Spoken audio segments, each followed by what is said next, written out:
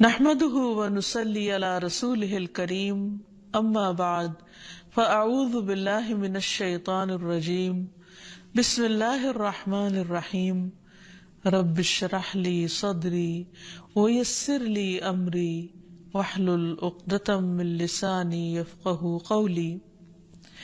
السلام علیکم ورحمۃ اللہ وبرکاتہ۔ ناظرین، پروگرام دعا کیجیے کے ساتھ آپ کی خدمت میں حاضر ہے۔ آج ہم انشاءاللہ آپ کے ساتھ نماز کی دعاؤں کے بارے میں گفتگو کریں گے۔ نماز اللہ سبحانہ وتعالیٰ کی عبادت کا بہترین طریقہ ہے۔ نماز میں انسان اللہ کا ذکر بھی کرتا ہے، اللہ سے دعائیں بھی کرتا ہے، اللہ سبحانہ وتعالیٰ کے سامنے عاجزی اور انکساری کا اظہار بھی کرتا ہے، رکوع اور سجدہ بھی کرتا ہے، اور اپنی حاجات بھی اللہ تعالیٰ کے سامنے پیش کرتا ہے۔ حقیقت یہ ہے کہ کائنات کی ساری چیزیں اللہ تعالیٰ کے آگے جھکی ہوئی ہیں، اس لیے انسان کے لیے بھی یہی بہترین ہے کہ وہ بھی اللہ تعالیٰ کے آگے جھک جائے، اور اس لیے بھی جھک جائے کہ نماز ایک فرض عبادت ہے۔ قرآن مجید میں اللہ تعالیٰ فرماتے ہیں وَمَا أُمِرُوا إِلَّا لِيَعْبُدُوا اللَّهَ مُخْلِصِينَ لَهُ الدِّينَ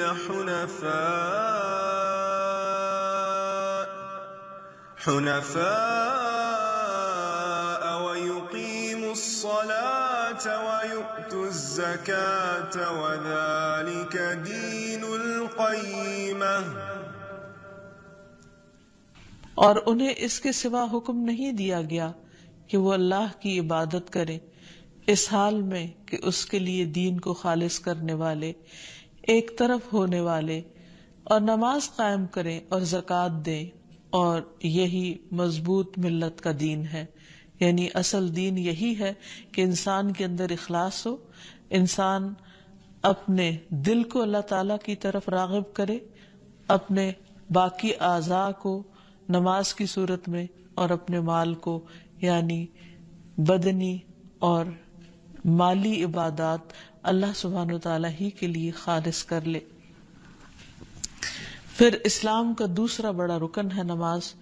اسلام کی بنیاد 5 چیزوں پر ہے، جن میں سب سے پہلے توحید ہے، اور پھر دوسرا ذکر نماز کا آتا ہے۔ نبی صلی اللہ علیہ وسلم نے بار بار اس کی تلقین فرمائی۔ ایک دیہاتی آپ کی خدمت میں حاضر ہوا اور عرض کیا، یا رسول اللہ صلی اللہ علیہ وسلم، اسلام کیا ہے؟ آپ نے فرمایا، دن رات میں 5 نمازیں پڑھنا۔ اس نے پوچھا، کیا ان کے علاوہ بھی مجھ پر کوئی نماز فرض ہے؟ آپ نے فرمایا نہیں۔ تو گویا یہ ایک بیسک منیمم ریکوائرمنٹ ہے کہ ہر انسان اپنے رب کے سامنے، یعنی ہر مومن اپنے رب کے سامنے دن میں 5 بار جھکے اور وقت کی پابندی کے ساتھ حاضری دے۔ پھر اسی طرح اللہ سبحانہ وتعالیٰ دن میں 2 بار فرشتوں سے بندوں کی نمازوں کی رپورٹ لیتے ہیں، خبر لیتے ہیں۔ رسول اللہ صلی اللہ علیہ وسلم نے فرمایا، تمہارے پاس دن اور رات میں فرشتے باری باری آتے ہیں، اور وہ نماز فجر اور نماز عصر میں جمع ہوتے ہیں۔ جو فرشتے رات کو تمہارے پاس رہیں وہ آسمان پر جاتے ہیں، تو ان کا رب ان سے پوچھتا ہے، حالانکہ وہ اپنے بندوں کا حال خوب جانتا ہے، کہ تم نے میرے بندوں کو کس حال میں چھوڑا؟ وہ کہتے ہیں، ہم نے اس حال میں چھوڑا کہ وہ نماز پڑھ رہے تھے، اور اس حال میں ان کے پاس پہنچے کہ وہ نماز پڑھ رہے تھے۔ تو اللہ سبحانہ وتعالی انسان سے کوئی رزق نہیں چاہتے، انسان سے تو اللہ سبحانہ وتعالی نے بندوں کو پیدا ہی اپنی عبادت کے لیے کیا ہے۔ وہ ان سے دنیا کا مال یا رزق نہیں چاہتے، وہ چاہتے ہیں کہ بندے اپنی بندگی کا ثبوت دیں، اور اس کے لیے وہ طریقہ اختیار کریں جو اللہ تعالیٰ نے خود ان کو اس کام کے لیے سکھایا ہے، یعنی نماز۔ پھر اس کے علاوہ یہ بات بھی یاد رہے کہ نماز صرف ایک فریضہ ہی نہیں، یا نماز صرف اللہ سبحانہ وتعالیٰ کا حکم ماننا ہی نہیں، بلکہ نماز انسان کے گناہوں کی آگ کو بجھانے کا کام بھی دیتی ہے، یعنی خود انسان کے لیے پیوریفیکیشن اور تزکیہ کا کام کرتی ہے اور اس کو برے انجام سے بچاتی ہے۔ رسول اللہ صلی اللہ علیہ وسلم نے فرمایا، جب ہر نماز کا وقت شروع ہوتا ہے تو ایک منادی کو بھیجا جاتا ہے، یعنی جو آواز لگاتا ہے، وہ یوں اعلان کرتا ہے، آدم کے بیٹو اٹھو اور اس آگ کو بجھاؤ جو تم نے اپنے نفسوں کے لیے جلائی ہے۔ تو وہ کھڑے ہوتے ہیں اور وضو کرتے ہیں تو ان کی آنکھوں سے گناہ جھڑ جاتے ہیں، اور جب وہ نماز پڑھتے ہیں تو اس اور سابقہ نماز کے درمیانی وقفے میں ہونے والے گناہ بخش دیے جاتے ہیں۔ پھر وہ لوگ گناہ کر کے آگ جلاتے ہیں۔ جو ہی ظہر کی نماز کا وقت ہوتا ہے تو اعلان کرنے والا اعلان کرتا ہے، بنو آدم اٹھو اور اس آگ کو بجھاؤ جو تم نے اپنے نفسوں کے لیے جلائی ہے۔ اور یہ اعلان سن کر وہ کھڑے ہوتے ہیں، وضو کرتے ہیں، نماز پڑھتے ہیں، تو اس نماز اور سابقہ نماز کے مابین ہونے والے گناہ بخش دیے جاتے ہیں، اور اسی طرح باقی تمام نمازوں کے وقت بھی ایسا ہی ہوتا ہے۔ پھر یہ بھی یاد رہے کہ قیامت کے دن انسان سے سب سے پہلا سوال نماز کے بارے میں ہوگا۔ حدیث میں آتا ہے کہ اللہ تعالیٰ فرشتوں سے فرمائے گا، حالانکہ وہ خود ہی خوب جاننے والا ہے، کہ میرے بندے کی نماز دیکھو کہ کیا اس نے اس کو پورا کیا ہے یا اس میں کوئی کمی ہے۔ چنانچہ اگر وہ کامل ہوئی تو پوری کی پوری لکھ دی جائے گی، اور اگر اس میں کوئی کمی ہوگی تو اللہ تعالیٰ فرمائے گا، دیکھو کیا میرے بندے کی کچھ نوافل بھی ہیں، یعنی ایک فرض کی کمی نوافل سے پوری کی جائے گی۔ اگر نفل ہوں گے تو اللہ تعالیٰ فرمائے گا، میرے بندے کے فرضوں کو اس کے نفلوں سے پورا کر دو۔ پھر اسی انداز سے دیگر اعمال لیے جائیں گے۔ پھر اسی طرح یہ ہے کہ باقی اعمال کی درستگی کا انحصار بھی نماز کی درستگی پر ہے، کیونکہ نماز میں انسان دراصل اللہ سبحانہ وتعالیٰ کے حضور حاضر ہوتا ہے اور اس بات کا وعدہ کرتا ہے کہ ایاک نعبد، صرف تیری ہی ہم عبادت کرتے ہیں۔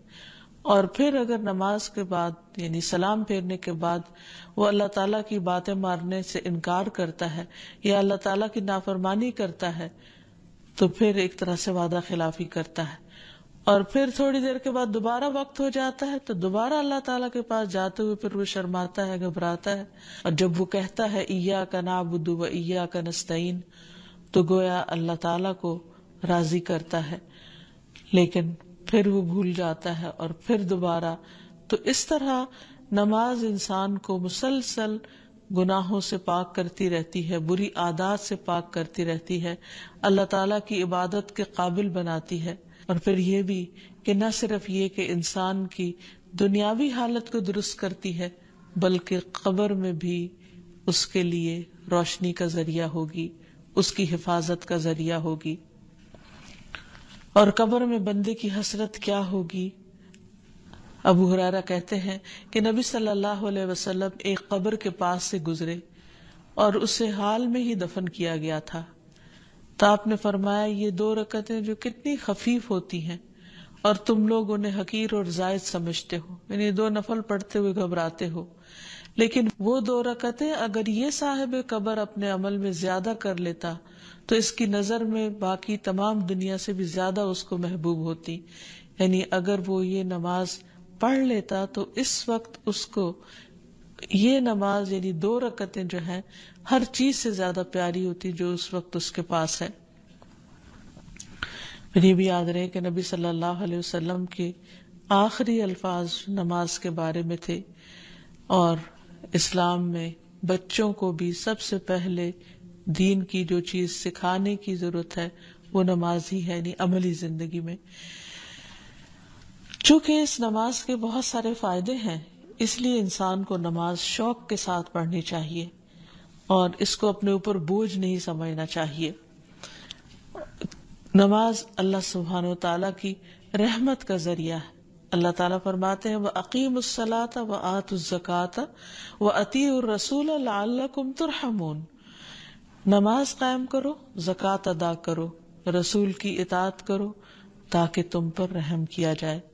نبی صلی اللہ علیہ وسلم نے فرمایا جب تم میں سے کوئی شخص نماز کے لیے کھڑا ہوتا ہے تو اللہ تعالیٰ کی رحمت اس کی طرف متوجہ ہوتی، یعنی وہ رحمت کا مستحق ہو جاتا ہے، اور ایسے بندے سے اللہ سبحانہ و تعالیٰ خوش ہوتے ہیں، کیونکہ ایسے لوگ اللہ تعالیٰ کو راضی کرنے کے لیے دوڑ دھوپ کر رہے ہوتے ہیں۔ فرمایا جو مسلمان مرد نماز اور ذکر کے لیے مسجدوں میں پابندی سے حاضر ہوتا ہے، اللہ تعالیٰ اس سے ایسا خوش ہوتے ہیں جس طرح مسافر کے گھر والے اس کے گھر واپس آنے پر خوش ہوتے ہیں۔ یعنی ایک شخص لمبے طویل سفر کے بعد جب گھر لوٹتا ہے تو گھر والوں کی خوشی کا ٹھکانہ نہیں ہوتا۔ تو اسی طرح جب ایک بندہ اپنے دنیا کے کام کاج چھوڑ کر مسجد میں حاضری دیتا ہے تو اللہ سبحانہ وتعالیٰ بھی اس سے اسی طرح خوش ہوتے ہیں۔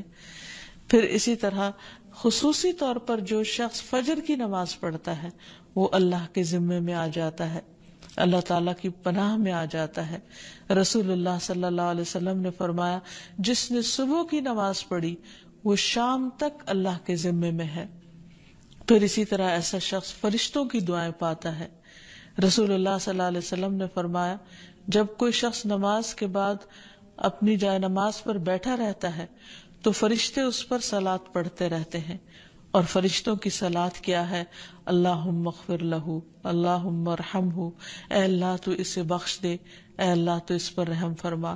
تو اس سے یہ بھی پتہ چلتا ہے کہ نماز کا سلام پھیرتے نہیں اٹھ جانا چاہیے، بلکہ اپنی جگہ پر بیٹھ کر دعا کرنی چاہیے، ذکر کرنا چاہیے، اور خاص طور پر اگر ایک نماز کے بعد دوسری نماز کا انتظار کرنا پڑے تو اس سارے وقت میں، اس سارے عرصے میں ایسا شخص فرشتوں کی دعائیں لیتا رہتا ہے۔ پھر اسی طرح یہ ہے کہ نماز سے انسان کے گناہ جھڑتے ہیں، اس کے بوجھ ہلکے ہوتے ہیں، اور پھر انسان کو پاک کرنے کا ذریعہ بنتی ہے۔ رسول اللہ صلی اللہ علیہ وسلم نے فرمایا جب بندہ وضو کرتا ہے اور کامل وضو کر کے نماز شروع کرتا ہے، اور کامل یعنی مکمل نماز پڑھتا ہے، تو اپنی جگہ سے ایسے نکلتا ہے جیسے ماں کے پیٹ سے وہ اپنے تمام گناہوں سے پاک ہو چکا ہوتا ہے۔ ویسے بھی آپ صلی اللہ علیہ وسلم نے ایک مشہور اگزامپل میں یہ سمجھایا کہ کیا تم میں سے کسی شخص کے دروازے پر اگر نہر ہو اور وہ دن میں 5 مرتبہ اس میں نہائے تو اس کے جسم پر کوئی میل کچیل باقی رہے گا؟ تو لوگوں نے عرض کیا کہ ہرگز نہیں۔ تو آپ نے فرمایا جو شخص 5 نمازیں پڑھتا ہے تو اس پر بھی کسی قسم کے گناہ باقی نہیں رہتے۔ آپ نے ایک اور جگہ پر یہ بھی فرمایا کہ مسلمان بندہ جب اللہ کی رضا حاصل کرنے کے لیے نماز پڑھتا ہے تو اس کے گناہ اسی طرح جھڑ جاتے ہیں جیسے اس درخت کے یہ پتے جھڑتے ہیں، یعنی جو خزاں کے موسم میں درختوں سے پتے جھڑتے ہیں تو کچھ بھی باقی نہیں رہتا، اسی طرح نماز کے ساتھ سارے گناہ ایسے صاف ہوتے ہیں کہ کچھ بھی اس کے اوپر بوجھ باقی نہیں رہتا۔ پھر اسی طرح انسان کی برائیاں دور ہو جاتی ہیں، بری عادات دور ہوتی ہیں، دنیا اور آخرت میں انسان کو نور نصیب ہوتا ہے، کیونکہ نبی صلی اللہ علیہ وسلم نے فرمایا کہ الصلاۃ نور، نماز نور ہے، انسان اس سے راحت اور سکون پاتا ہے۔ نبی صلی اللہ علیہ وسلم جب پریشان ہوتے تو حضرت بلال کو کہتے کہ یا بلال نماز قائم کرو، یعنی اذان دو اور مجھے راحت پہنچاؤ۔ آپ نے اسے اپنی آنکھوں کی ٹھنڈک قرار دیا۔ پھر اسی طرح قرآن مجید سے یہ بھی پتہ چلتا ہے کہ نماز انسان کو برائیوں اور بے حیائیوں سے بھی روکتی ہے۔ اللہ تعالیٰ فرماتے ہیں ان الصلاۃ تنہی عن الفحشاء والمنکر، کہ نماز انسان کو بے حیائی اور برائی سے روکتی ہے۔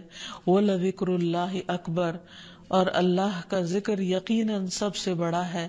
وَاللَّهُ يَعْلَمُ مَا تَصْنَعُونَ، اور اللہ خوب جانتا ہے جو تم کرتے ہو، یعنی جو بھی تمہارے اعمال ہیں ان سے خوب واقف ہے۔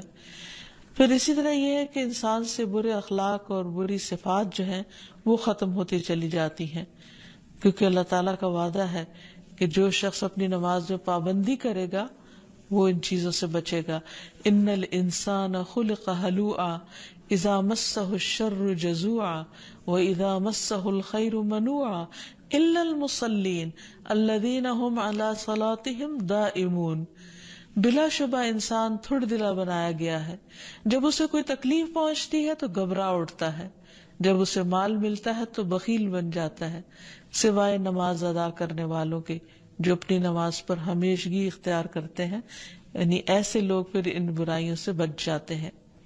پھر اسی طرح روزمرہ زندگی میں پیش آنے والے جو فتنے ہیں ان کا کفارہ بھی نماز بنتی ہے. پھر اسی طرح قیامت کے دن برہان اور نجات کا ذریعہ بنے گی نماز، اور جو شخص نمازیں ضائع نہ کرے اس سے جنت کا وعدہ کیا گیا ہے. رسول اللہ صلی اللہ علیہ وسلم نے فرمایا، اللہ نے اپنے بندوں پر 5 نمازیں فرض کر دی ہیں، جو شخص انہیں اس طرح ادا کرے کہ ان میں سے کسی چیز کو ضائع نہ کرے اور نہ ان کا حق معمولی سمجھے، تو اللہ تعالیٰ کا وعدہ ہے کہ اسے جنت میں داخل کرے گا، اور جو انہیں اس طرح ادا نہ کرے تو اس سے اللہ تعالیٰ کا کوئی وعدہ نہیں، چاہے تو سزا دے چاہے تو معاف کر دے. اس لیے نماز کے سلسلے میں یہ بات بھی یاد رہے کہ انسان نماز کو صحیح طریقے پر ادا کرے، یعنی پورے آداب، شرائط اور سنن واجبات کی پابندی کرتے ہوئے. اور اگر انسان نماز کی طرف راغب نہیں ہوتا تو اس سے انسان کا بہت بڑا نقصان ہو جاتا ہے. اللہ سبحانہ و تعالیٰ قرآن مجید میں فرماتے ہیں وَأَقِيمُوا الصَّلَاةَ وَلَا تَكُونُوا مِنَ الْمُشْرِكِينَ، نماز قائم کرو اور مشرکین میں سے نہ ہو جاؤ. یعنی نماز جو ہے وہ انسان کی توحید کی علامت ہے، انسان کے ایمان کی گواہی ہے. نبی صلی اللہ علیہ وسلم نے فرمایا انسان اور اس کے کفر اور شرک کے درمیان فرق نماز سے ہوتا ہے، یعنی نماز کا چھوڑنا جو ہے وہ اس فرق کو ختم کر دیتا ہے. پھر اسی طرح منافقین جو تھے ان پر نماز بہت بھاری تھی، تو یہ نفاق کی علامتوں میں سے ہے کہ انسان نمازوں میں سستی کرے. قرآن مجید میں آتا ہے وَلَا يَأْتُونَ الصَّلَاةَ إِلَّا وَهُمْ كُسَالَىٰ، کہ وہ نماز نہیں پڑھتے مگر سستی کے مارے، یعنی بہت بوجھل سمجھ کے اور بہت مصیبت سمجھ کر اس کو ادا کرتے ہیں، شوق سے نماز کی طرف نہیں آتے. پھر آپ نے یہ بھی فرمایا کہ جس نے نماز ترک کر دی، چھوڑ دی، اس کا کوئی دین نہیں، یعنی یہ دیندار ہونے کی علامت ہے. پھر اسی طرح آپ نے فرمایا کہ اس شخص کا کوئی ایمان نہیں جس نے نماز ادا نہیں کی. پھر اسی طرح یہ ہے کہ ایسے شخص سے اللہ تعالیٰ کی ذمہ داری ختم ہو جاتی ہے، یعنی حفاظت ختم ہو جاتی ہے. اور ایک نماز کا چھوڑنا بھی بہت بڑا نقصان ہے. آپ نے فرمایا جس کی عصر کی نماز فوت ہو گئی گویا اس کا مال اور اولاد فنا ہو گیا. یعنی اتنے بڑے بڑے نقصان انسان کرتا ہے جب نماز چھوڑتا ہے. پھر اسی طرح بے نمازی انسان کے لیے موت کی سختیوں کا بھی ذکر ہے. فرمایا وَالْتَفَّتِ السَّاقُ بِالسَّاقِ إِلَىٰ رَبِّكَ يَوْمَئِذٍ الْمَسَاقُ فَلَا صَدَّقَ وَلَا صَلَّىٰ وَلَٰكِنْ كَذَّبَ وَتَوَلَّىٰ، اور پنڈلی پنڈلی کے ساتھ لپٹ جائے گی. اس دن تیرے رب ہی کی طرف روانگی ہے، سو اس نے نہ تصدیق کی اور نہ نماز ادا کی، لیکن اس نے جھٹلایا اور منہ پھیرا. یعنی یہ موت کے دن کا منظر ہے کہ اس وقت انسان کی حالت کیا ہوگی اگر وہ دنیا میں اللہ کی عبادت نہیں کرتا اور نماز نہیں پڑھتا. اسی طرح نماز سے غافل جو ہے اس کے لیے قبر میں بھی سزا بتائی گئی. سمرہ بن جندب کہتے ہیں نبی صلی اللہ علیہ وسلم کے خواب کو بیان کرتے ہوئے آپ نے فرمایا کہ جس ایک شخص کو دیکھا آپ نے کہ جس کا سر پتھر سے کچلا جا رہا تھا، وہ قرآن کا حافظ تھا مگر وہ قرآن سے غافل ہو گیا تھا اور فرض نماز پڑھے بغیر سو جایا کرتا تھا. یعنی ایون اگر کسی نے قرآن مجید حفظ کر رکھا ہے تو وہ بھی فائدہ نہیں دے گا جب تک کہ انسان نماز کی پابندی نہ کرے. پھر اسی طرح قرآن مجید میں ان لوگوں کے لیے بھی وعید ہے جو نمازوں کو ضائع کر دیتے ہیں. فرمایا فویل للمصلین الذین هم عن صلاتهم ساہون، پھر ایسے نمازیوں کے لیے ہلاکت ہے جو اپنی نماز سے غافل رہتے ہیں. اس آیت کی تفسیر میں مصعب بن سعد کہتے ہیں کہ میں نے اپنے والد سے کہا ابا جان، اللہ تبارک و تعالیٰ کا یہ فرمان ہے کہ الذین هم عن صلاتهم ساہون، تو ہم میں سے کون ہے جو نماز نہیں بھولتا اور کس کے دل میں خیالات نہیں گزرتے؟ تو انہوں نے کہا اس کا یہ مطلب نہیں، بلکہ اس آیت سے وقت کا ضائع کرنا مراد ہے کہ انسان فضول کاموں میں لگا رہے یہاں تک کہ نماز کا وقت چلا جائے، قضا ہو جائے یا بہت تاخیر کر دے انسان. اور پھر اہل جہنم سے لوگ، اور قیامت کے دن جب اہل جہنم سے یہ پوچھا جائے گا ما سلککم فی سقر، تم نے جہنم میں تمہیں کیا چیز لے گئی؟ قالوا لم نک من المصلین، تو وہ کہیں گے کہ ہم نماز پڑھنے والوں میں سے نہ تھے. وَلَمْ نَكُ نُطْعِمُ الْمِسْكِينَ، اور ہم مسکین کو کھانا نہیں کھلاتے تھے. وَكُنَّا نَخُوضُ مَعَ الْخَائِضِينَ، اور ہم بحثیں کرنے والوں کے ساتھ مل کر بحثیں کیا کرتے تھے. دین کو ہم نے صرف بحث مباحثے کی چیز بنا رکھا تھا، عمل کی نہیں، ایمان کی نہیں. تو اس لیے بہت ضروری ہے کہ انسان نمازوں کی پابندی کرے اور درست طریقے پر ان کو پڑھے. لیکن اگر کسی وجہ سے غفلت ہو رہی ہو، یا انسان کا دل نہ چاہتا ہو، یا اس کے لیے بوجھل ہو رہی ہو، تو انسان اللہ تعالیٰ سے دعا مانگے کہ اللہ تعالیٰ مجھے خشوع و خضوع والی نماز نصیب فرما، کیونکہ اللہ تعالیٰ کا وعدہ ہے قد افلح المؤمنون الذین هم فی صلاتهم خاشعون، یقیناً فلاح پا گئے وہ مومن جو اپنی نمازوں میں خشوع اختیار کرتے ہیں. اور پھر یہ دعا بھی پڑھتا رہے، رب اجعلنی مقیم الصلاۃ ومن ذریتی ربنا وتقبل دعا، اے میرے رب مجھے بھی اور میری اولاد کو بھی نماز قائم رکھنے والا بنا، اے پروردگار میری یہ دعا قبول فرما لے. پھر اسی طرح یہ ہے کہ انسان فرض نماز کے بعد خصوصی طور پر دعا کرے، کیونکہ وہ دعا کی قبولیت کا وقت ہوتا ہے. پھر ہر نماز کے بعد تسبیحات فاطمہ پڑھے، 33 بار سبحان اللہ، 33 بار الحمدللہ اور 34 بار اللہ اکبر. پھر معوذات یعنی سورۃ الاخلاص، سورۃ الفلق، سورۃ الناس پڑھے. پھر آیت الکرسی پڑھے. پھر نبی صلی اللہ علیہ وسلم کی سکھائی ہوئی دعائیں، اللہم انت السلام ومنک السلام تبارکت یا ذا الجلال والاکرام، اے اللہ تو سراپا سلامتی ہے، تجھی سے سلامتی حاصل ہوتی ہے، تو بڑی برکتوں والا ہے، اے جلال اور اکرام والے. پھر اس کے بعد رب اعنی علی ذکرک و شکرک و حسن عبادتک، اے میرے رب اپنا ذکر کرنے، شکر کرنے اور بہترین انداز میں اپنی عبادت کرنے میں میری مدد فرما. پھر اللہم اغفر لی ما قدمت وما اخرت وما اسررت وما اعلنت وما اسرفت وما انت اعلم به منی انت المقدم وانت المؤخر لا الہ الا انت.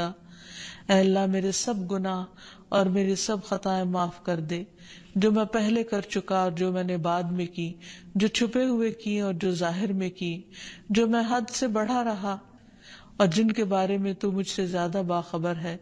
تو ہی نیکی اور خیر میں آگے کرنے والا اور پیچھے کرنے والا ہے، تیرے سوا کوئی معبود نہیں. پھر اسی طرح لا الہ الا اللہ وحدہ لا شریک لہ، لہ الملک ولہ الحمد وہو علی کل شیء قدیر. اللہم لا مانع لما اعطیت ولا معطی لما منعت ولا ينفع ذا الجد منک الجد. اللہ کے سوا کوئی معبود نہیں، وہ تنہا ہے، اس کا کوئی شریک نہیں، بادشاہت اسی کے لیے ہے اور اسی کے لیے تمام تعریفیں ہیں، اور وہ ہر چیز پر قدرت رکھنے والا ہے. اے اللہ جو کچھ تو نے دیا ہے اس سے کوئی روکنے والا نہیں، اور جو کچھ تو نے روک دیا اس سے کوئی دینے والا نہیں، اور کسی مالدار اور نصیب ور کو تیرے بارگاہ میں اس کا مال فائدہ نہیں پہنچا سکتا. پھر ایک اور دعا ہے جو نبی صلی اللہ علیہ وسلم نماز کے بعد پڑھا کرتے تھے، ہمیں بھی اس کی پابندی کرنی چاہیے. اللہم انی اعوذ بک من عذاب القبر، اللہم انی اعوذ بک من عذاب النار، اللہم انی اعوذ بک من الفتن ما ظہر منها وما بطن، اللہم انی اعوذ بک من فتنة الاعور الکذاب.